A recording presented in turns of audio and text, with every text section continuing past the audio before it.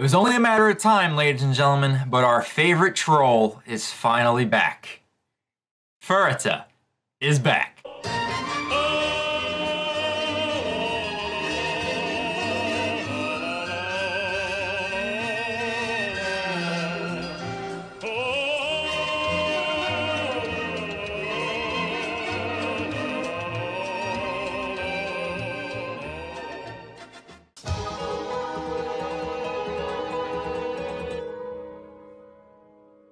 How is it going, everybody? I hope you all are doing well, and I hope you guys have thought long and hard about this latest chapter of Tokyo Ghoul Re, chapter 161, Come, You Sweet Hour of Death. I really needed to sit back, reread this chapter multiple times, and really think about what this means moving forward as we're barreling towards the conclusion of Tokyo Ghoul Re, because everyone has it on their mind right now who reads Tokyo Ghoul. We know that we are reaching the finish line. We know we are reaching the conclusion.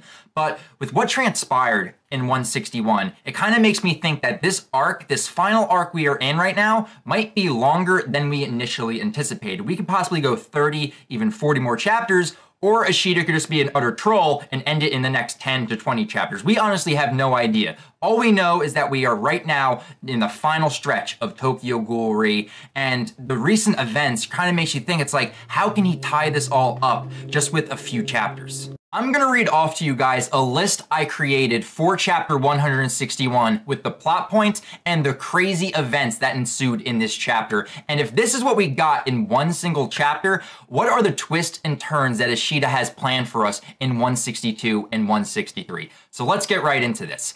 Kaneki is currently unconscious, and we don't know how long it's going to take for him to wake back up. And meanwhile, in order to search for him, Toka, while pregnant, has been fighting off Aura, Mitsuki, and Kagane monsters trying to get Kaneki out of Dragon. Humans and ghouls have been dying left and right thanks to Dragon manifesting, and as of this chapter, with Dragon self-destructing and exploding, people seem to be turning into ghouls thanks to some RC spores spreading throughout the atmosphere, almost like The Last of Us. And to top it all off, V shows up, Furuta has made his fabulous return, and now we have Rize being confirmed to be the real identity of Dragon. And let me see, what else could we pile on? Is there any more shit we could pile on to the top of the outcome of this case? Is it possible? All we really need right now is just to have some backstory information on the Washu clan and to have the clown show up out of nowhere, and we can have a really satisfying final arc for Tokyo Ghoul Re. That is, if Ishida plans on making this the definitive final arc for the Tokyo Ghoul series. But whether or not we are in fact getting a part 3 for Tokyo Ghoul is a discussion for another time. But without further ado, guys, let's just dive right into chapter 161. We'll talk about all of the parallels and the small details that Ishida put into this chapter. And we, of course, will be talking about and speculating on the big revelations of this chapter, with what seems to be people turning into ghouls, Rize popping up by the ending of this chapter, and with the fabulous return of our troll, Furuta. We are going to have a lot to talk about just with those sections alone. But let's start back at the beginning with Toka and the QS squad trying to cut Kaneki out of the Dragon Kagane. But my god, Kaneki is not looking too well in the beginning of this chapter. As soon as we get to see that full body shot of Kaneki, you can tell that he is not going to be waking up anytime soon. Throughout this entire chapter, he remains unconscious. He's got holes in his chest, and it also appears that his arms and legs have not grown back. They have not fully developed. It's as if you took his body within chapter 143 after his fight with Juzo, and the Dragon Kagane just encased his body with a Kagane shell and kept him within a hibernation-like state. So Urei and the QS squad radio back to Marude that they found the main body, and Marude is like, all right guys, let's get this moving, begin the extraction process right now. And then we have this panel of all of these CCG operatives, you know, rejoicing, they're smiling, they're happy. Some of them are even saying, finally, some hope, and they're like, yeah! That panel right there could really summarize the Tokyo Ghoul fandom at this point in the chapter, and those are like the novice TG fans. Like, Hide on the next panel is like, he's an experienced TG fan. He's like, you guys have no idea what's coming. Hope is always fleeting in Tokyo Ghoul. tragedy lasts forever. So we cut back to Toka and the QS squad trying to cut Kaneki out of the Dragon Kagane. They are trying to do this as fast as possible because it's only a matter of time until the defense system of Dragon activates and starts attacking them, trying to defend the main host of Dragon. And before that actually does happen, we have this brief dialogue exchange between Urei and Mitsuki, where they mention how Xiao is down on the ground with Aura, and this kind of reminds Mitsuki about what Aura did while following her orders. And I do gotta call BS just on one part, like Aura is still responsible for his own actions, but I do like that Mitsuki is still taking responsibility for kind of, you know, taking Aura along for the ride, because she was manipulating him. She was using his grudge against Kaneki to her own gain. So her saying to Urei, like, he was just following me, like, I should take all the blame. I get where she is coming from, and I do like that we're kind of taking small steps forward for Mitsuki's character. But Urei is a smart man. He knows that the mission is more important right now, and he basically says, we gotta hurry with this, we'll deal with that all later, but right now we gotta concentrate on getting Kaneki, or as he likes to put it, Heise, out of Dragon right now, and I'll deal with everything that you've been doing later. But this is when Dragon begins its counterattack. It realizes that all these people have come to extract Kaneki, and we see these Kagane tendrils just grow out of nowhere and start attacking everybody. Saiko and Mitsuki start to hold them off as Toka and Urei begin to, you know, rip Kaneki out. We have Saiko attack one of these tendrils where it explodes, and we have RC spores just kind of spread about everywhere. But this is very strange because Saiko's Kagane begins to act very strange, and even begins to morph into the same form of the tentacles that she was attacking.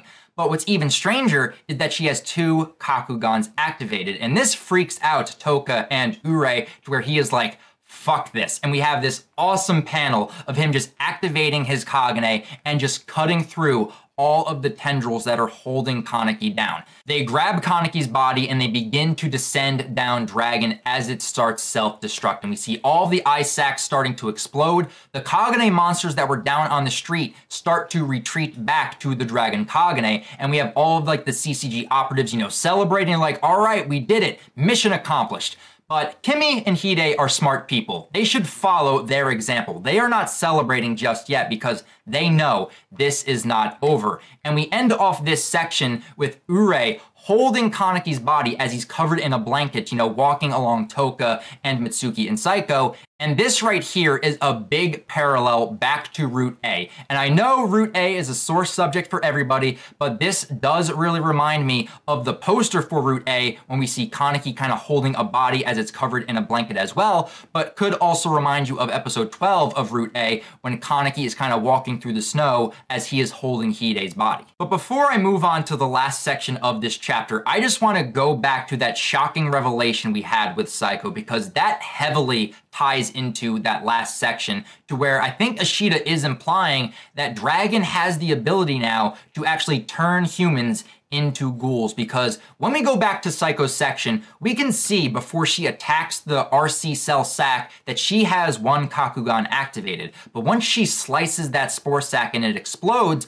something latches on to Saiko to where once we see her with 1 Kakugan, the next panel over, we see her with 2 Kakugans activated, and then her Kagane is growing out of control and is starting to look like the tentacle she just attacked. Now, this is only speculation. I am just going off with what chapter 161 is presenting to us. Odds are we will find out more about this in a future chapter, but Ishida is definitely implying that Dragon has the ability to create like these RC spore sacs. Basically, once they explode and they go airborne, they attach to a host and they greatly increase the RC count within that host. So humans within this chapter start to slowly turn into ghouls. I'm not sure how it infects ghouls at all, but humans are definitely being affected, and as we can tell with Saiko, the QS squad can be infected as well. Saiko has the same look that Urei had a few arcs back when he was fighting against Anato and ended up framing out in that fight. And I'm not sure if because they are QS members,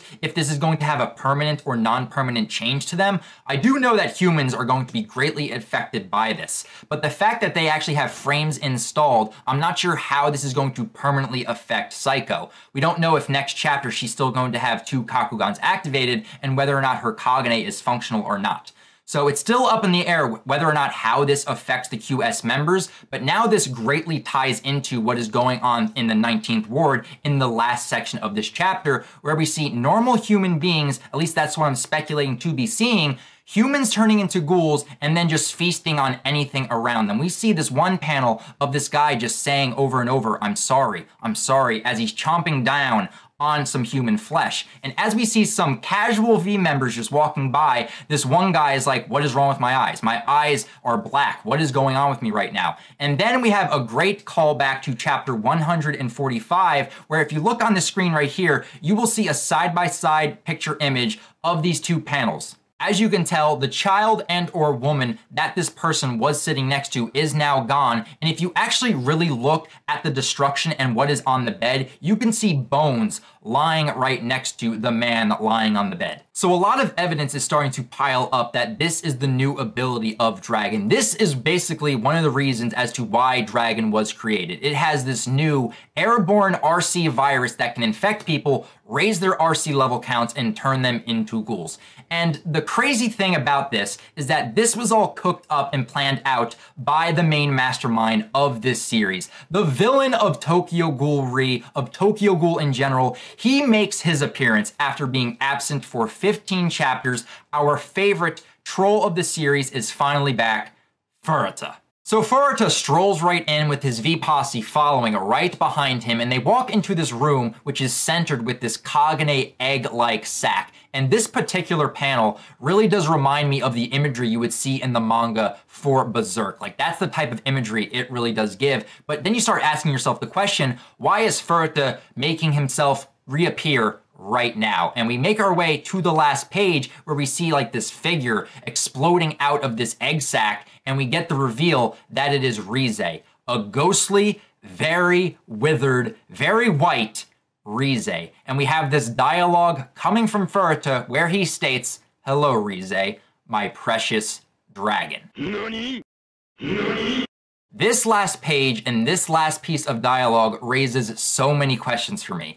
When Furuta was referring to Dragon this entire time, he wasn't referring to Kaneki, he was referring to Rize, and this Rize popping out of this cognate egg sack, is it the real Rize or is it a cloned Rize? Because if it is the real Rize, it would make a lot of sense to why Rize was in that dream state with Kaneki and why she felt so different compared to the other personifications within Kaneki's mind, because that in fact would indicate that was the real Rize Kaneki was speaking to. But if it's not the real Rize, is this just a clone of Rize? Because maybe Furuta's grand scheme was just to make an exact clone of Rize, because thanks to all of Kano's experiments and just being so deprived of food and nourishment, the real Rize is just a husk of her former self, and Furuta, being so infatuated with Rize, wanted to make her anew, wanted to make a clone. But also, why is Furuta's left eye all damaged and scarred up? I thought he was half ghoul. Could this be when Kaneki was transforming into dragon, when he attacked Furuta? Did he steal like something out of Furuta and now he's unable to heal himself? This leaves me with a lot of questions, but the main question I have after the ending of this chapter is, where do we go from here? Because we're within the final arc right now, and Ishida is still throwing in twists and turns and curveballs. And with this revelation right here, I'm amazed that we are even entering the final arc of Tokyo Ghoul, because there's so much left up in the air. How is Ishida going to basically tie all of this together? I gotta give him a round of applause for this chapter. This was an excellent chapter, and the past couple chapters we've had have been excellent. So that is where I'm going to end my review, guys. I definitely want to hear you guys' thoughts, theories, and speculations on where we go from here, but specifically for chapter 162, because it's indicating that we're going to get a little bit more backstory on Rize and Furuta. So I am really looking forward to that. So leave your comments down below, and if you guys want to talk about Tokyo Ghoul outside of YouTube, talk with me on Twitter, guys. I have a lot of fun talking with you guys as I'm making these videos and just like pointing out some stuff that I might not cover in my reviews, I talk about on Twitter. So if you guys want to join in on the conversation there, a link can be found in the description below. But that is going to be it, guys. I am really looking forward to chapter 162, which is coming out next week. But until then, the wait continues. I'll talk with you guys then. See you later, guys.